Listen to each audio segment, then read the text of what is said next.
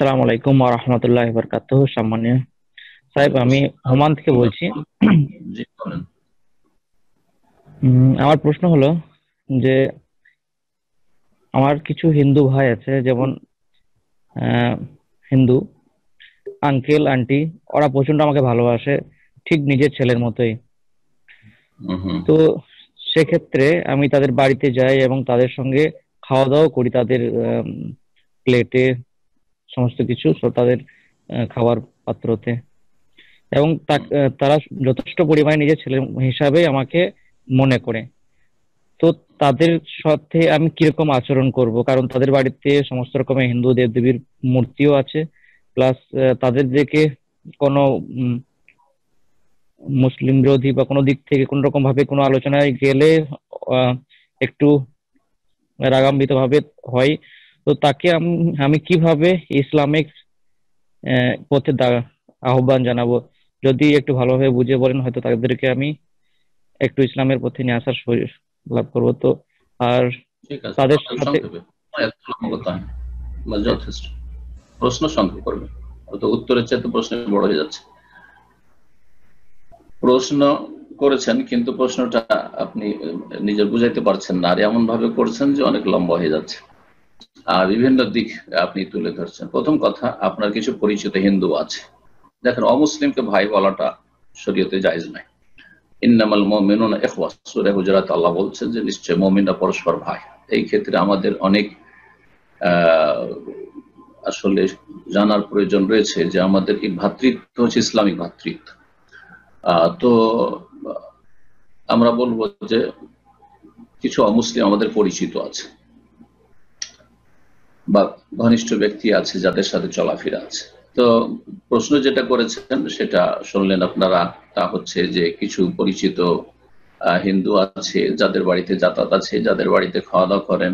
এখন প্রথম কথা, আপনাকে খাওয়া দাওয়া সেখানে করা এবং তাদের সাথে ঘনিষ্ঠর সাথে চলাফেরা করা এর হুকুমটা জানতে হবে। আর তারপর ইসলামের দাওয়াত তো পরে। আপনাকে নিজে প্রথম ভালো মুসলিম হইতে হবে, তাহলে ইসলামের দাওয়াত দিতে পারবেন। তো কথা হচ্ছে যে প্রথম কথা, আপনি যখন তাদের বাড়ি খাওয়া দাওয়া করবেন, শরীয়তের হুকুম যে যদি সেই খাবারগুলি হালাল হয়, হারাম না হয়, তাহলে খেতে পারবেন। যেই পাত্র থালা বাসনে খাবার দিচ্ছে আপনাকে, সেই থালা বাসনগুলিতে তারা হারাম কিছু খায় না, এমনটা হলে তাদের পাত্রে খেতে পারবেন। না হলে ওয়ান টাইম পাত্রে আপনাকে খেতে হবে, অথবা আপনি পাত্র বেঁধে নিয়ে যাবেন, অথবা তাদের নাপাক কিছু খাচ্ছে, হারাম খাচ্ছে, সে পাত্র ভালো করে পরিষ্কার করে খেতে হবে। ধরেন তারা কুকুর গোস্ত খাচ্ছে, শুকর গোস্ত খাচ্ছে, কেউ আরো কিছু খাচ্ছে মৃত, বা তাদের জবাই করা, তাদের খাসি গরু জবাই করা হারাম। তাদের মুশরিকের জবাইকৃত পশু খাওয়া হারাম, তারা মোরগ জবাই করছে, খাওয়া হারাম। কিন্তু তাদের বাড়িতে গিয়ে আপনি যদি মাছ খান, সবজি খান, মিষ্টি খান, ভাত খান, কোনো কিছু অসুবিধা নেই। কিন্তু যখন তাদের জবাইকৃত কোনো পশু খাবেন, সেটা হারাম। ওই রকমই যেমন কুকুর শুকুর হারাম। এগুলি খেয়াল রাখতে হবে। আপনি তাদের বাড়িতে গিয়ে আপনি গোস্ত ভাত খাচ্ছেন, জায়েজ নাই। আর আমাদের দেশের অনেক লোকের আবার বাড়াবাড়ি করে, হিন্দুদের দোকানে মিষ্টি খাওয়া যাবে কিনা। হ্যাঁ, মিষ্টি খান, কোনো অসুবিধা নেই, তাদের জবাই করা খাবেন না আপনি। তবে মুসলিমের দোকান যদি পান, তাহলে মুসলিম আপনার বেশি হক রাখছে, তাদের দোকান থেকে আপনি কিনে খাবেন।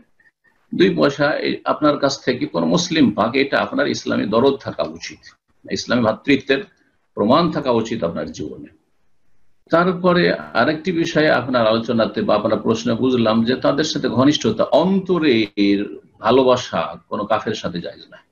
অন্তরের ঘনিষ্ঠতা জায়েজ নাই। বাহ্যিক আচরণ ভালো হইতে হবে, বাহ্যিক আচরণে খারাপ আচরণ কোনো অমুসলিমের সাথে করা জায়েজ নাই। কিন্তু অন্তরের মিত্রতা একমাত্র আল্লাহর সাথে, তার রাসূলের সাথে। আল ওয়াল মুমিনুন ইন্নামা ওয়ালিয়াকুমুল্লাহু ওয়া রাসূলুহু ওয়াল্লাযীনা আমানু আল্লাযীনা ইউকিমুনাস সালাতা ওয়া ইউতুনাজ যাকাতা ওয়া হুম রাকিউন। তো যেন আমাদের বন্ধুত্ব ভালোবাসা হয়, অন্তরের ভালোবাসার কথা বলছি, আবার বলছি, অন্তরের ভালোবাসা হবে একমাত্র আল্লাহর সাথে, আল্লাহ রসুল সাল্লাল্লাহু আলাইহি ওয়াসাল্লামের সাথে, এবং যারা আল্লাহকে, আল্লাহ রসুলকে ভালোবাসে এবং আল্লাহ এবং তার রসুল সাল্লাল্লাহু আলাইহি ওয়াসাল্লামের প্রতি বিশ্বাস স্থাপন করে তাদের সাথে। তারপরে যে বিষয়টি বলতে চেয়েছেন সেটা হচ্ছে তাদেরকে কেমন করে দাওয়াত দিব। প্রথম কথার দ্বারা দাওয়াত দেওয়ার আগে, ইসলামের কথা আলোচনা করার আগে আপনাকে আপনার আখলাক, চরিত্র, চাল চলন দিয়ে দাওয়াত দিতে হবে। এখানে আপনি যেভাবে তাদের সাথে যাতায়াত করছেন তাতে তাদের মহিলারা আপনার সামনে বেহায় বেপরদা হয়ে আসবে, আপনি এটা মনে করবেন না যে অমুসলিম মহিলা হলে আপনার জন্য দেখা যায়, তা দিয়ে ফেল ফেল করে তাকিয়ে থাকা যায়, হ্যাঁ, বা খারাপ দৃষ্টি দেওয়া যায়। অনেকে মনে করে যে না না না, যারা বোরকা পরে থাকে একটু পর্দা করবে, হ্যাঁ, তাদের দিকে দেখা না যায় না, যে কোনো মহিলার দিকে তাকানো হারাম, সে মুসলিম হোক আর অমুসলিম হোক। একজন মুসলিম সচ্চরিত্রের মানুষ দৃষ্টি নত রাখবে যে কোনো মহিলা থেকে, সে মুসলিম হোক আর অমুসলিম হোক, পর্দা নাসীন হোক আর বেহায়া বেপর্দা উন্মুক্ত হোক। জি, তো এই বিষয়গুলি মনে রাখতে হবে। আপনার আখলাক, চরিত্রের দ্বারা দাওয়াত দিতে হবে। আপনি যদি তাদের সাথে ভালো চরিত্র পেশ করতে পারেন, কোন সময় আমানতে খেয়ানত করলেন না, কখনো আপনি ওয়াদা খেলাফি করলেন না, কখনো মিথ্যা কথা বললেন না, কখনো ভাওতাবাজি ধোকাবাজি করলেন না, এগুলি হচ্ছে সাইলেন্ট দাওয়া। আপনি নীরবতার সাথে দাওয়াত দিচ্ছেন। এইভাবে কিন্তু ভারত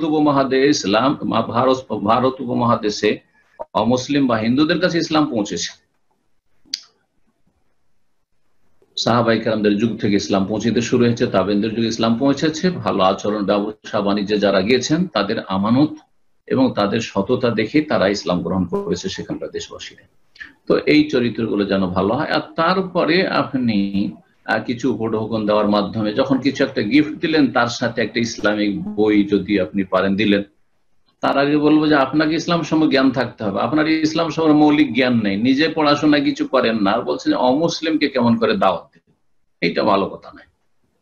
আপনাকে তাওহীদ সুন্নাত সম্পর্কে জানতে হবে, শিরক বিদআত সম্পর্কে জানতে হবে, ফরজ ওয়াজিব সম্পর্কে জানতে হবে, আপনাকে 5 ওয়াক্ত নামাজি হতে হবে। তারপরে চিন্তা করতে হবে যে আমি তো নিজেকে জাহান্নাম থেকে বাঁচাইলাম, তাহলে এই অমুসলিমদেরকে কি করে জাহান্নাম থেকে বাঁচাবো।